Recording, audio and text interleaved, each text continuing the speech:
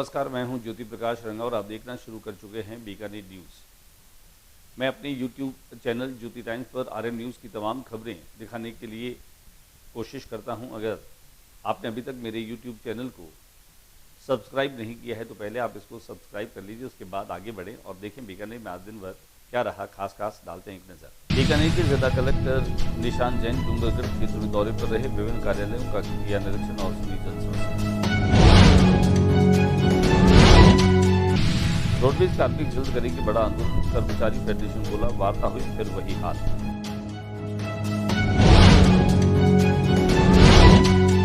बीकानेर में विश्व नौकार महामंत्र दिवस का भव्य और ऐतिहासिक आयोजन, 13 पंथों में गूंजा सामूहिक जाप। पीपीएम में नई निजी कंपनी के ठेके का विरोध हुआ तेज, गार्ड और अटेंडेंट बैठे धरने पर।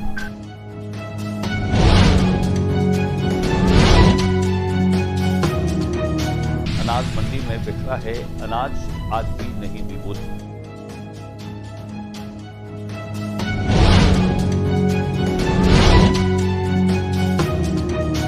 बीकानेर में मिलिट्री एरिया के पास मिली 10 फीट सिरंज, जासूसी के शक में हड़कंप, जांच से सामने आई बेघर भाई।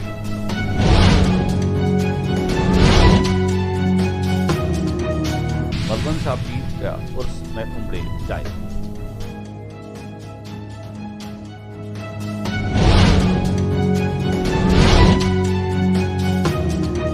और अब खबरें विस्तार से। बीकानेर के जिला कलेक्टर निशान जैन डूंगरगढ़ के दौरे पर रहे। जिला कलेक्टर निशान जैन खासतौर से गुरुवार को सेरुना, जोधासर और डूंगरगढ़ के विभिन्न कार्यालयों में पहुंचे, जहां उन्होंने उसका निरीक्षण किया। डूंगरगढ़ में आयोजित ब्लॉक स्तरीय जन सुनवाई में आमजन की समस्याएं सुनी।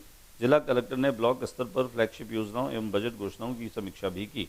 सभी अधिकारियों को पूर्ण गंभीरता से कार्य करने के निर्देश देते हुए आमजन को राहत पहुँचाने के निर्देश दिए। जिला कलेक्टर सेरुना में प्राथमिक स्वास्थ्य केंद्र का भी निरीक्षण किया। आइए दिखाते हैं हम आपको उनके डूंगरगढ़ और आसपास के क्षेत्रों में इस दौरे और निरीक्षण की कुछ तस्वीरें और कुछ झलकियां।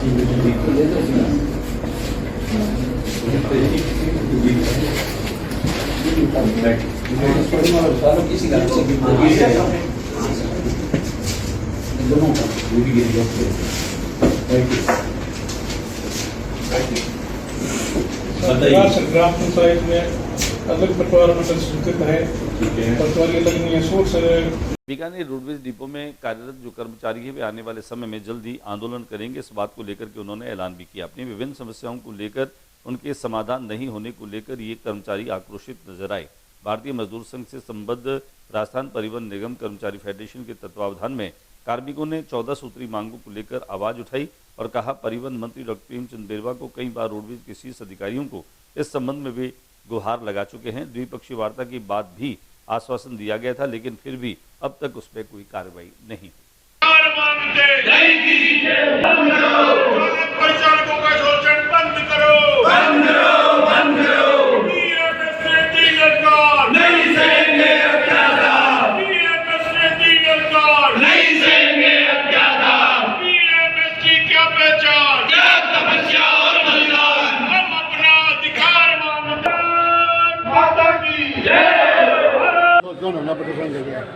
देखिए, रोडवेज में कर्मचारियों की काफ़ी लंबे समय से समस्याएं विचाराधीन चल रही हैं। परिवहन फेडरेशन ने समय समय पर आंदोलन लिए, कार्यक्रम किए और 14 सूत्रीय मांगपत्र हमने हमारे निगम प्रबंधन को दिया था और 14 सूत्रीय मांगपत्र पर ही माननीय उप मुख्यमंत्री एवं यातायात मंत्री महोदय राजस्थान सरकार श्री प्रेमचंद जी बेरवा जी और राजस्थान रोडवेज के जो हमारे शीर्ष प्रबंधन है माननीय प्रबंध निदेशक महोदय जी, माननीय कार्यकारी निदेशक प्रशासन महोदय जी एवं रोडवेज के प्रतिनिधि मंडल के बीच में एक त्रिपक्षीय वार्ता हुई थी और 14 सूत्रीय मांगपत्र पर कार्रवाई हेतु कुछ निर्देश माननीय यातायात मंत्री महोदय द्वारा निगम प्रबंधन को दिए गए थे।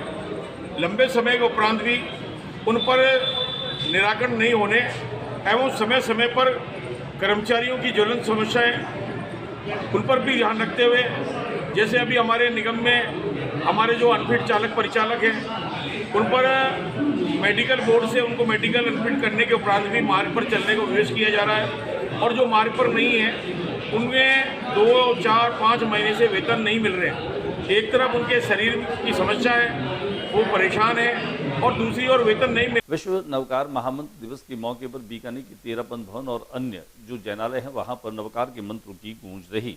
श्रद्धा, भक्ति और आध्यात्मिक ऊर्जा से सराबोर वातावरण बन गया। युवाओं की उल्लेखनीय भागीदारी के साथ में वैश्विक शांति का संदेश भी दिया गया। विश्व नवकार महामंत्र दिवस के मौके पर जहां सामूहिक नवकार मंत्र का आयोजन किया गया, विश्व भर के 108 देशों में एक साथ ये जाप किया गया। कार्यक्रम के माध्यम से विश्व शांति का संदेश दिया गया। दुनिया जहां युद्ध की कगार पर खड़ी है, वहीं भगवान महावीर के अनुयायियों ने जियो और जीने दो का संदेश दिया। बीकानेर में तेरापंथ भवन सहित 11 स्थानों पर यह आयोजन हुआ। 108 देशों में एक साथ करीब 35 मिनट तक यह सामूहिक गान चला।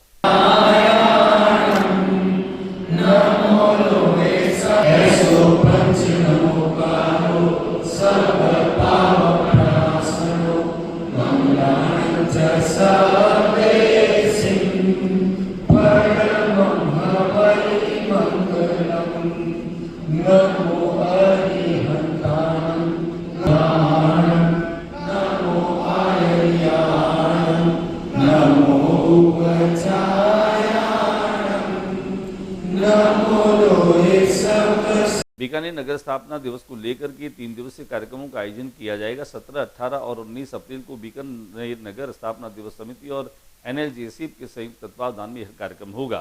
खासतौर से 17 अप्रैल को जहां यूथ आइकन और लाइफ अचीवमेंट अवार्ड विभूतियों को दिया जाएगा, वहीं सांस्कृतिक संध्या का आयोजन भी किया जाएगा। तो 18 अप्रैल को बीकानेर नगर चरित्र और नागरिकों के दायित्व को लेकर एक विशिष्ट परिचर्चा का आयोजन स्टेशन रोड के सामने होटल राजमहल में शाम को 4 बजे आयोजित होगा। वहीं 19 अप्रैल को स्थापना दिवस पर बीकानेर के कई कलाकार जो हैं वो रंगोली के माध्यम से यहाँ के ऐतिहासिक स्मारकों को सजाएंगे। इस कार्यक्रम के संयोजिका रचना रंगा ने जानकारी देते हुए बताया कि बीकानेर शहर के अनेक कलाकार प्रतिवर्ष रंगोली के माध्यम से अपने नगर के स्थापना दिवस पर अपनी कला का परिचय देते हैं। वहीं सकारात्मक संदेशों के साथ में पूरे नगर के ऐतिहासिक स्मारकों और मुख्य मार्गों को सजाया जाएगा। इस पूरे कार्यक्रम के अध्यक्ष जहां खासतौर से संभागीय आयुक्त विश्राम मीना जी है, वहीं इस कार्यक्रम को सफल बनाने के लिए अनेक कमेटियों का गठन किया गया। रविंद्र हर्ष और अनिल जोशी ने जानकारी देते हुए बताया कि कमेटियों में खासतौर से शांति सोनी, गणेश जी बोथरा और निर्मल कामरा, द्वारका जी 25, इसके अलावा कई प्रबुद्ध लोग हैं जो विभिन्न कमेटियों में इसकी मॉनिटरिंग कर रहे हैं। बीकानेर संभाग के सबसे बड़े अस्पताल PBM में नई निजी कंपनी जो ठेके पर कार्मिक लगाती हैं, गार्ड्स लगाती है, उसका विरोध अब तेज होने लगा है। खासतौर से जहां PBM में कंप्यूटर ऑपरेटर के बाद सुरक्षा गार्ड भी प्रदर्शन कर अपनी मांगों के निस्तारण की गुहार लगा रहे हैं। प्रदर्शन कर रहे गार्डों ने रोष जताया कि पुरानी फर्म का वेतन बकाया चल रहा है, जबकि ठेका नई फर्म को मिल गया है। नई फर्म महज 7,000 रुपये वेतन देने की बात कर रही है, जो मंजूर नहीं है। आरोप है कि संभाग के सबसे बड़े अस्पताल PBM अब पूरी तरह से राजनीति की भेंट चढ़ गया। 2 दिन पहले PBM के SSB में कार्यरत कंप्यूटर ऑपरेटर ने अपनी मांगों को लेकर धरना लगाया, तो आज PBM के सुरक्षा गार्ड ने अपनी मांगों को लेकर PBM अधीक्षक कार्यालय के आगे धरना लगाकर बैठे। कुल मिलाकर के PBM हॉस्पिटल पूरी तरीके से राजनीति की भेंट चढ़ गया। नेता अपने लोगों को ठेका दिलाने के लिए PBM की व्यवस्था को चौपट करने में लगे।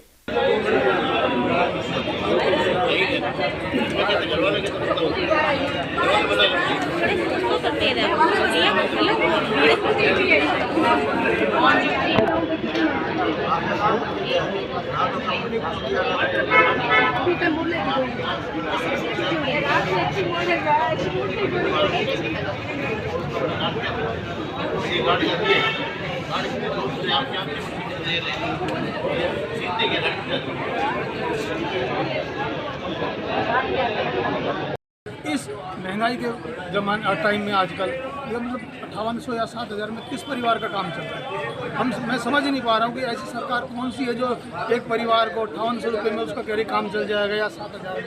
मैं तो अभी तक समझ ही नहीं पा रहा। आज की डेट में अगर आप बाहर कहीं भी निकल जाओ तो यहाँ से जाने का किराया लग जाएगा आपको 1,500 रुपये। तो हर रोज़ यहाँ आना जाना, इनको किराए के मकान में रहना, किस ढंग से रह रहे हैं वो क्या सुविधा इनको मिल रही है, इनके बच्चों को क्या फैसिलिटी दे रहे हैं, वो कुछ भी नहीं मिल रहा। तो मैं सिर्फ यहाँ इनका समर्थन करने आया हूँ।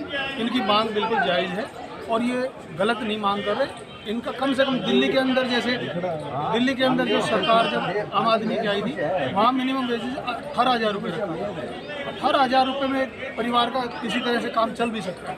फिर भी काफ़ी फैसिलिटी और दी थी वहाँ सरकार ने। यहाँ राजस्थान के अंदर इतनी ये गर्मी के दिनों में यहाँ रहते हैं और कितनी अलग ढंग की सेवा करते हैं लोगों के हॉस्पिटल में बैठ के, और उसके बाद भी उनको तंग होना पड़ रहा है। ये आज कितने दिन से धरने पे बैठे हैं, प्रशासन कोई ऐसे नहीं आ रहा है इनसे पूछने के लिए कि आप क्यों तंग हो रहे हो। मरीज जो आ रहे हैं यहाँ, मरीज कैसे क्या कर रहे होंगे, उनको भी चाहिए कि इनका समर्थन करें, उन्हीं की सेवा के लिए बैठे हैं। कल श्रम विभाग ने इनको नोटिस भी दिया है, क्या करना? बातचीत करते हैं बीकानेर की अनाज मंडी की। आज भी बोली नहीं लगने के कारण से खुले आसमान के नीचे ही जो है वो अनाज की ढेरियां लगी रही, और मौसम चूंकि अभी जैसा चल रहा है उसमें कभी भी कोई बारिश या ओलावृष्टि के माध्यम से ये खुला पड़ा जो अनाज है यह कभी भी खराब हो सकता है। इस बात को लेकर के और प्राथमिकताएं तय करनी होगी कि किसानों की ये जो मेहनत है ये बेकार न जाए और जल्दी से बोली जो है वह शुरू की जा सके। अनाज की ढेरियों को हमारे कैमरा प्रतिनिधि शंकर सारस्वत ने अपने कैमरे में कैद किया। दिखाते हैं आपको अनाज मंडी का नजारा।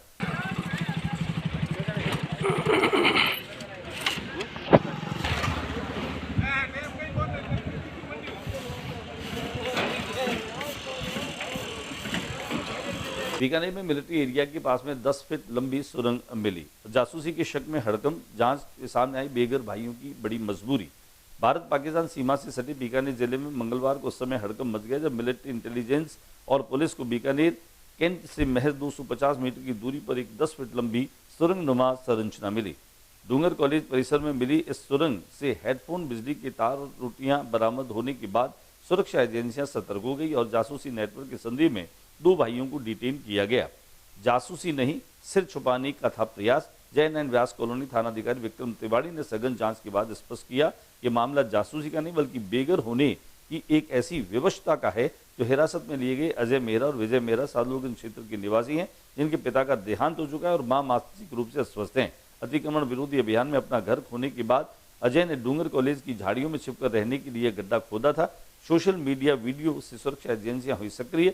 अजय पिछले 1 महीने से संरचना नुमा गड्ढे में रह रहा था और धीरे धीरे उसे अस्थायी कमरे के रूप में तब्दील देने की योजना बना रहा था। इसी दौरान किसी राहगीर ने इसका वीडियो बनाकर सोशल मीडिया पर साझा कर दिया। सैनिक क्षेत्र की अति संवेदनशील परिधि के पास ऐसी संदिग्ध संरचना दिखने के कारण एमआई और स्थानीय पुलिस ने तुरंत कार्रवाई की। पुलिस ने उसे क्लीन चिट दे दी। और अब आपको लिए चलते हैं कोटगेट के अंदर हाजी बलवान साहब पीर की उस मजार पर जहां पर उनके उर्स पर खासतौर से कव्वाली का कार्यक्रम रखा गया। कव्वाली के साथ में चादर चढ़ाई गई। चादर उड़ाने के साथ में ही पूरे विश्व में अमन, चैन और शांति और देश में भाईचारे की कामना की गई। बड़ी संख्या में यहाँ पर जो हैं वह जायरीन उमड़े और उन्होंने अकीदत के जो फूल है वो चढ़ाए। आइए दिखाते हैं हम आपको कि किस तरीके से यहाँ पर उर्स के साथ बड़ी संख्या में जायरीन जो हैं वह उमड़े।